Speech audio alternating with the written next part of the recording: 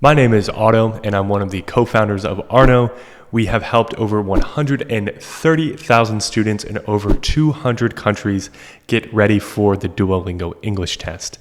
And one of the most common questions that we get from students preparing for the DET is this: do I need an introduction and a conclusion in my response? The short answer is no.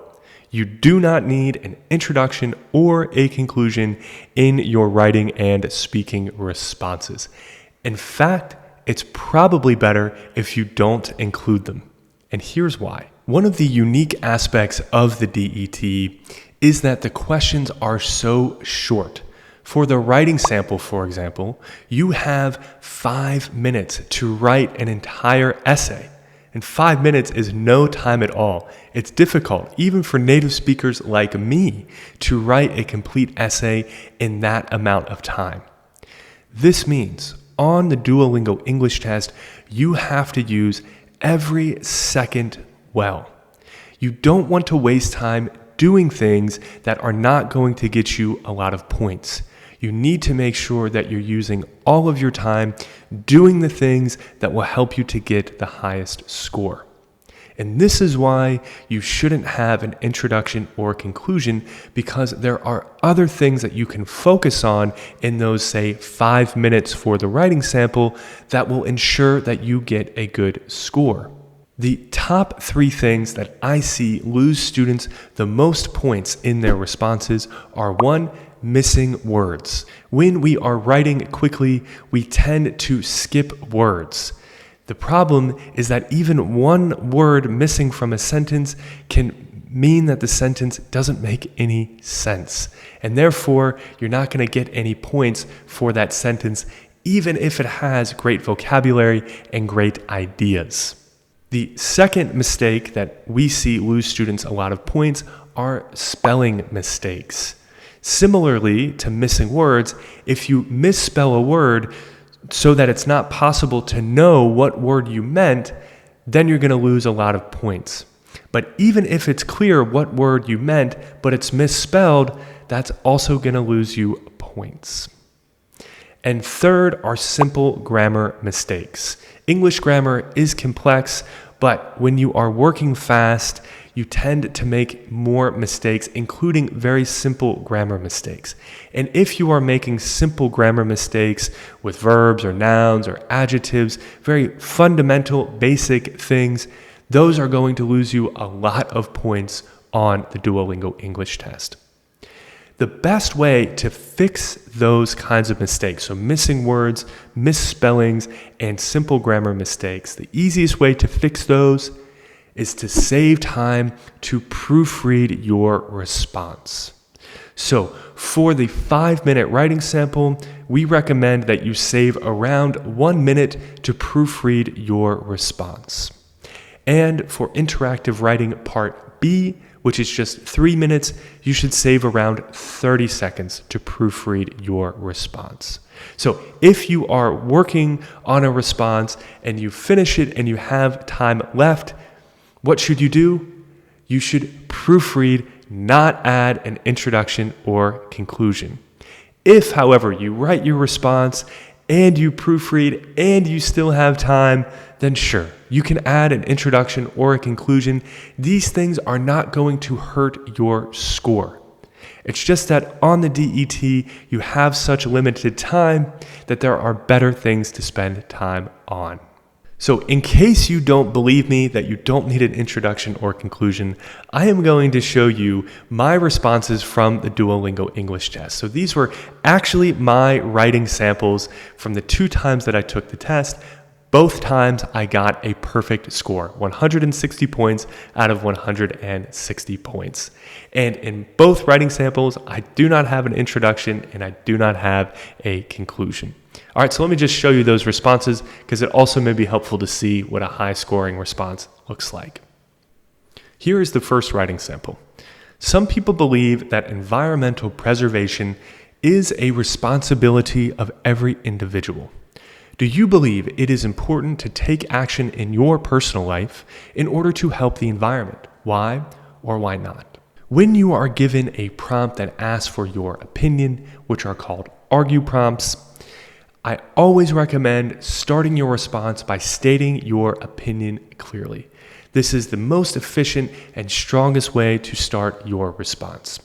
So in this case, I say that I absolutely believe that environmental preservation is a responsibility of every individual.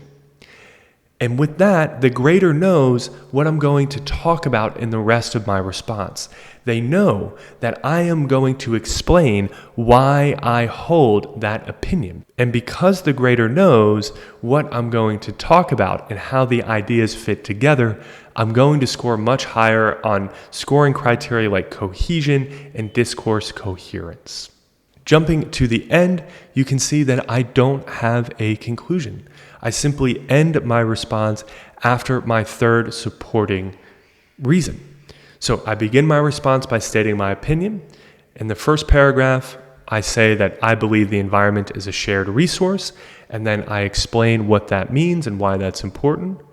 Then, the second supporting idea I have is that from a pragmatic standpoint, if we don't expect every individual to be responsible for their own role in environmental preservation, then we may not be able to keep the planet healthy.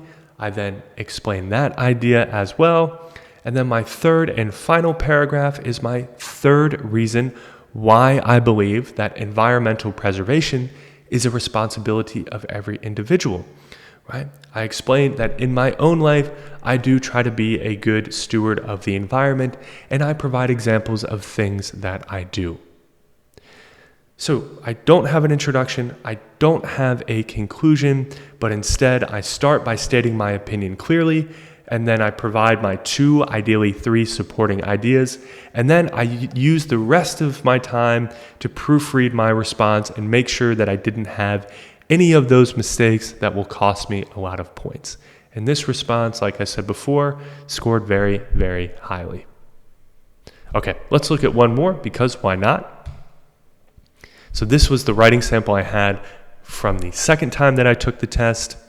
Describe a challenging task or job that you recently finished. How did you stay motivated to complete it? What would you tell someone else who is struggling to complete this task? So this prompt is a little different. It's asking me to tell a story from my past, so I don't have to make an argument. However, I still recommend answering the prompt as directly as possible at the beginning of your response. So in this case, we are asked, describe a challenging task or job that you recently finished. And I am going to provide that information at the very beginning of my response. So I said, I recently had to create a bunch of content for my YouTube channel. And like we talked about with the previous response, now the grader knows exactly what I am going to talk about in my response, making my response so much easier to follow, which is going to get me a lot of points. Then in each paragraph in my supporting or body paragraphs, I talk about a different aspect of how I approached the project. In particular, how I stayed motivated to complete it. So the first thing I did was I scheduled it. Then I stayed focused on each step so that I didn't get overwhelmed. And then finally, I constantly reminded myself why I was doing it. And this response too did not have an introduction, it did not have a conclusion, and it still scored very well. So I hope it's clear what you should do instead of focusing on an introduction and conclusion, right? You should focus on answering the prompt directly from the very beginning of your response, and you should save time to proofread your response so that you can avoid those mistakes like missing words, misspelled words, and simple grammar mistakes that will lose you a lot of points. If you found this video helpful, please be sure to like and subscribe. It will really help us and help students like you around the world find this helpful content. I would also recommend checking out this other video in which I teach you the most useful connecting words that you can use in your writing and speaking responses. I'll see you over in that video.